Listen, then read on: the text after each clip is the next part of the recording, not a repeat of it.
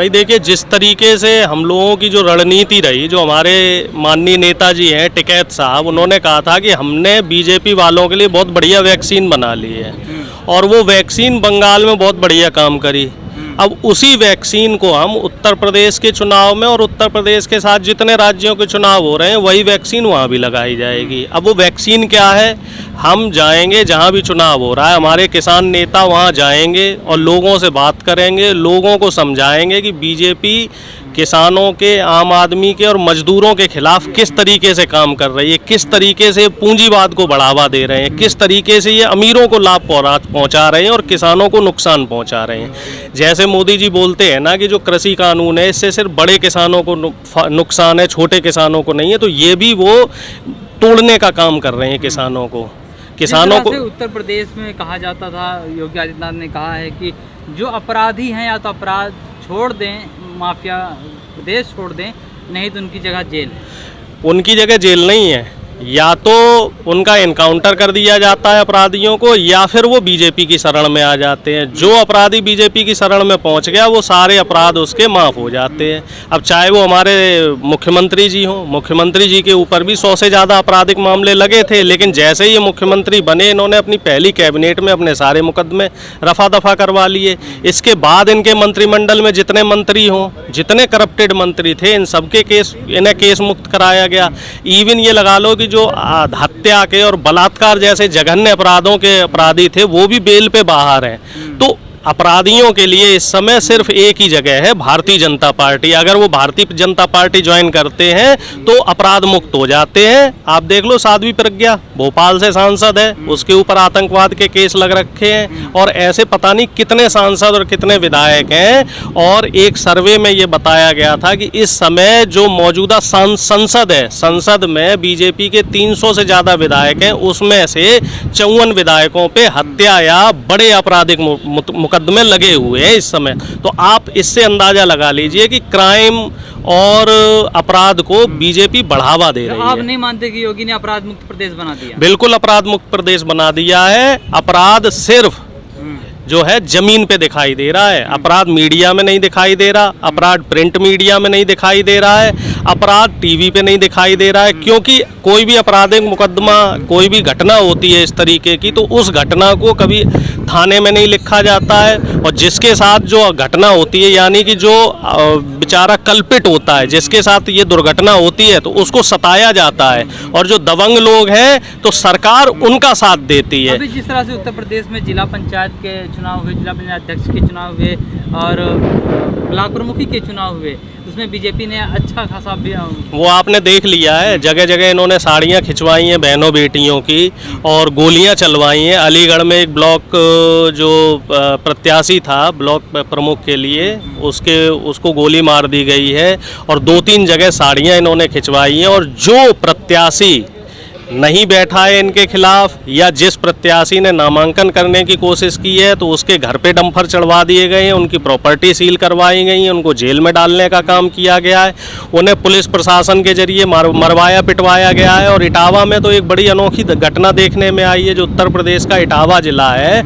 उसमें बीजेपी की जो विधायिका हैं और बीजेपी के जो जिलाध्यक्ष हैं, उनकी मौजूदगी में एसपी सिटी को थप्पड़ मारा है बीजेपी के कार्यकर्ताओं ने, क्योंकि एसपी सिटी उनके हिसाब से जो विपक्ष के जो प्रत्याशी थे उन पे दबाव नहीं बना रहे थे। तो इस तरह का सिस्टम इस समय उत्तर प्रदेश में चल रहा है। उत्तर प्रदेश में गुंडाराज जबरदस्त चरम पे है। उत्तर प्रदेश में इस समय अगर आप बीजेपी का विरोध कर रहे हैं तो आपके लिए एक ही जगह है, जेल। या तो ये आपको जेल भेज देंगे या आपका ये फर्जी इनकाउंटर करवा देंगे। बहन बेटियां इस समय बिल्कुल भी सुरक्षित नहीं है। आए दिन आप देख रहे होंगे हत्या, डकैती, बलात्कार के केस बढ़ते जा रहे हैं। क्राइम रेट बढ़ चुका है। पिछले 4-4.5 साल में क्राइम रेट उत्तर प्रदेश में बढ़ गया है। 200% से ज़्यादा क्राइम रेट हो चुका है। और बेरोजगारी, महिलाएं सुरक्षित नहीं है, लेकिन प्रधानमंत्री मोदी जी कहते हैं बेटी पढ़ाओ बेटी देखिए नारा इनका देते हैं, इनका बेटी पढ़ाओ, बीजेपी बेटी के जो पढ़ाओ। नारे हैं वो कहने के नारे कुछ और होते हैं, करने के कुछ और होते हैं। आप भला देख लो ना, हाथरस में जो कांड हुआ बेटी था, बच नहीं रही हैं। बेटी नहीं बच रही है। हाथरस में जो कांड हुआ है उसमें आपने देखा है कि बीजेपी के लोगों को कैसे बचाने की कोशिश की गई है, कुलदीप सेंगर को कैसे बचाने की कोशिश की गई, चिन्मयानंद को कैसे बचाने की कोशिश की गई है। ये दुराचारी लोग हैं। इनकी जो इनका डीएनए है या जो संघ की पाठशाला है उसमें इनको यही चीज़ें सिखाई जाती हैं कि बहन बेटियों के साथ आप कैसे दुराचार करें। आप देख लो 370 से पहले इन्होंने 2 धाराएं हटवाई। जो मोदी सरकार पहली मोदी एनडीए 1 थी उसमें 2 धाराएं हटाई गई थी। एक तो 377 जिसमें समलिंगी विवाह का कानून था, और दूसरा 498 जो धारा हटाई थी उसमें ये होता है कि अगर आप किसी शादीशुदा के साथ संबंध रखते हैं तो आपके ऊपर कोर्ट में कोई केस नहीं होगा। और ये दोनों धारा हटने के बाद तुरंत बाद ही बीजेपी और आरएसएस के बहुत बड़े बड़े नेता ऐसे थे जो इस तरह के इनके ऊपर केस देखने में आए। अब चूंकि ये दोनों धाराएं हट चुकी थी इसलिए इनके ऊपर कोई आपराधिक मुकदमा दर्ज नहीं हो पाया। इनकी संस्कृति यही है, ये दुराचारी लोग हैं। ये देश की संस्कृति को, देश की एकता को, देश की अखंडता को तोड़ने का काम कर रहे हैं। ये देश की सभ्यता को भ्रष्ट करने का काम कर रहे हैं। ये यहाँ पे अराजकता फैलाने का काम कर, बचाने का काम कर रहे हैं। आप कहते हैं देश की संस्कृति को आप ये बताइए खराब कर रहे हैं। देश की संस्कृति बचाने के लिए बीजेपी ने क्या काम किया? क्या देश की एकता अखंडता के लिए काम किया? इन्होंने आए दिन हिंदू मुस्लिम दंगे करवाए। जब ये देश आज़ाद नहीं हुआ था तब ये लोग अंग्रेजों की मुखबरी करके हमारे जो भाई क्रांतिकारी भाई थे उनको गोली मरवाने का काम करते थे, उनके खिलाफ केस लड़ने का काम करते थे। और जब देश आज़ाद हुआ तो इन्होंने यहाँ हिंसा फैलवाई। 1950 से लेके 1980 के बीच में इस देश में जितने भी दंगे हुए उसमें प्रत्यक्ष या परोक्ष रूप से आरएसएस के लोग शामिल हुए।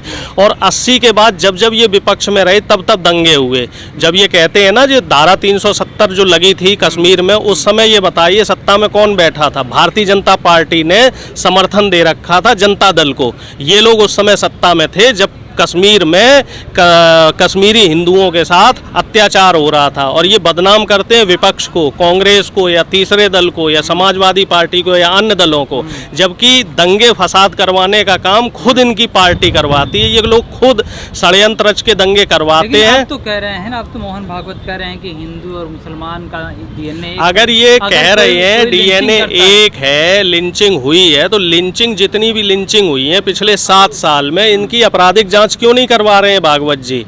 इनकी जांच करवाएं और जो दोषी है उनको जेल के अंदर करवाएं। वो ये काम नहीं कर सकते क्योंकि इनके खुद के लोग, ये लोग क्या है, कहते कुछ और हैं करते कुछ और हैं। जो संघ की पाठशाला चलती है उस पाठशाला में भी यही सिखाया जाता है कि आप धार्मिक उन्माद फैलाइए, आप धर्म में जो है ना लोगों को धर्म के नाम पे और जाति के नाम पे भड़काइए और दंगे फैलाइए। आप ये बताइए यहाँ पे गाजियाबाद में भी आए दिन अभी 2-3 घटनाएं हुई हैं जिसमें मुस्लिम भाइयों के साथ लिंचिंग हुई है, तो उस पर कार्रवाई क्यों नहीं की गई? एक 12 साल का बच्चा मंदिर में पानी पी रहा, हाँ, उसके साथ क्यों नहीं उसके पे कार्रवाई की गई? जो बाबा है नरसिंह राव जो नाम है उसका, उसके वो जेल में क्यों नहीं है अभी? वो जेल के बाहर है और उल जलूल बयान दे रहा है, ठीक है। और दूसरे इनके जो साक्षी, सरस्वती को आप किसका दुश्मन मानते हो? ये हिंदू वो देश का दुश्मन है। वो ना हिंदू का दुश्मन है ना मुसलमान का दुश्मन है। वो मानवता का दुश्मन है, देश का दुश्मन है, देश की एकता अखंडता का दुश्मन है। ये ऐसे दीमक हैं जहां लग जाएंगे उस जगह को ये खोखला कर देंगे। ये बीजेपी के लिए भी ठीक नहीं है।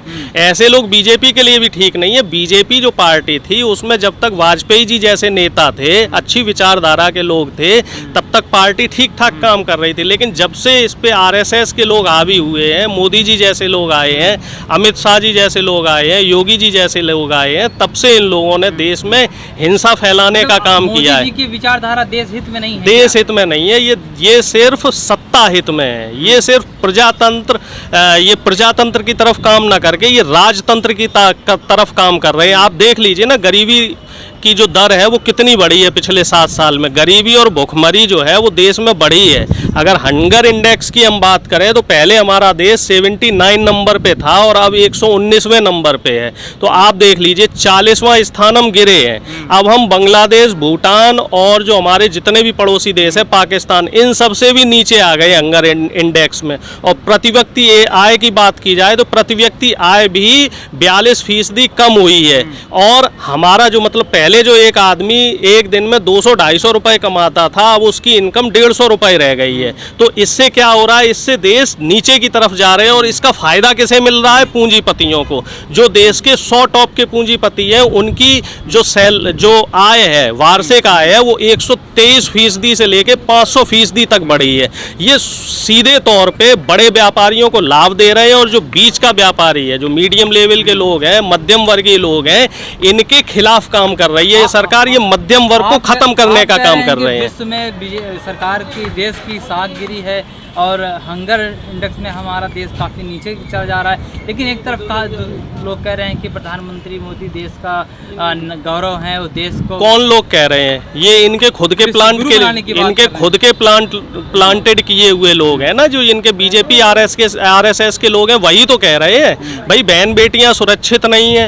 रोजगार की दिशा में देखिए आप, 10 करोड़ 15 करोड़ से ज़्यादा लोग पिछले 2-3 साल में ही बेरोजगार हो चुके हैं। इनके जो वादे थे रोजगार देने के और भ्रष्टाचार कम करने के, वो वादे तो खोखले हैं। भ्रष्टाचार बढ़ रहा है, महंगाई चरम पे पहुंच रही है। डीजल पेट्रोल के दाम देखिए, घरेलू गैस के दाम देखिए, और जो दाल आटा चावल है इनके दाम देखिए 200 से 300% बढ़ चुके हैं। तो आप कैसे विश्व गुरु बनाएंगे जब देश का एक आम नागरिक भूखे पेट सोएगा, अपने बच्चे को स्कूल नहीं पहुंचा पाएगा, अपने बच्चे को का इलाज नहीं करा पाएगा, अपने बुजुर्ग को दवा नहीं दिला पाएगा, तो आप कैसे विश्व गुरु बनेंगे?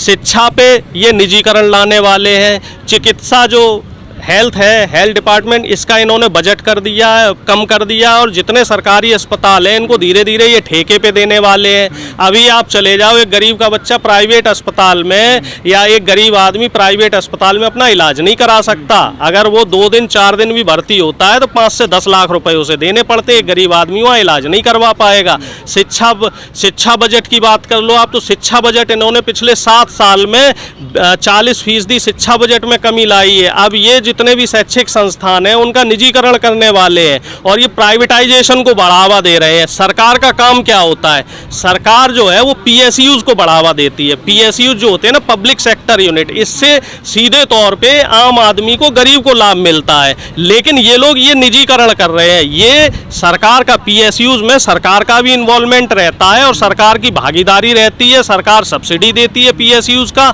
और उसका सीधे तौर पे जो लाभ फायदा है वो आम आदमी को मिलता है, गरीब को मिलता है। सारी चीजें जो आप बता रहे हैं, क्या ये देश का आम नागरिक समझता है? क्या बिल्कुल समझ रहा है, देश का आम नागरिक समझ रहा है। पिछले 2 साल में देख लीजिए, बीजेपी को विधानसभा चुनाव में क्लियर मैंडेट किस प्रदेश में मिला है? दिल्ली में मिला, नहीं मिला। झारखंड में मिला, नहीं मिला। मध्य प्रदेश में मिला, नहीं मिला। बिहार में इन्होंने लोकतंत्र की हत्या की। अब आप देख लीजिए, बंगाल में मिला, नहीं मिला। तमिलनाडु नहीं, केरल नहीं, ऐसे ही उत्तर प्रदेश में भी नहीं मिलेगा, उत्तराखंड में नहीं मिलेगा, पंजाब में भी नहीं मिलेगा और 2024 में इन्हें देश में मैंडेट नहीं मिलेगा। जब आप देश के हित में काम करेंगे तभी देश की जनता आपको वोट देगी। जिस लहर के साथ बीजेपी आई थी, उसी लहर के साथ जैसे ये आए थे, जिस स्पीड से ये 200 की स्पीड से ऊपर चढ़े थे ना, ये 400 की स्पीड से नीचे गिरेंगे, क्योंकि ये उस चीज को भूल गए जो इन्होंने वादे किए थे ना, कि मैं आम आदमी का बेटा हूं, मैं गरीब हूं, मैं मजदूर हूं, चाय बेचने वाला हूं। तो इन्होंने आम आदमी, गरीब और मजदूर का वोट तो ले लिया, लेकिन काम किया पूंजीपतियों के लिए। और वोट देने वाला कौन है? कोई पूंजीपति वोट देने नहीं जाता है। वोट देने जाता है गरीब का बेटा, गरीब बुजुर्ग, मजदूर, किसान, ये लोग वोट देने जाते हैं। इनके लिए आपने 7 साल में कोई देश में सारा हिसाब किताब कर दिया जाएगा। पूरा हिसाब तैयार है और ये हिसाब ब्लॉक जो अभी चुनाव हुए थे प्रधानी के और जिला पंचायत सदस्य के, इसमें भी हिसाब हुआ था। इसमें इन्हें 20% से कम वोट मिला था और रासा जो हिसाब है वो विधानसभा चुनाव में कर दिया जाएगा। विधानसभा चुनाव में इन्हें विधायक नहीं मिलेंगे जो चुनाव लड़ सकें।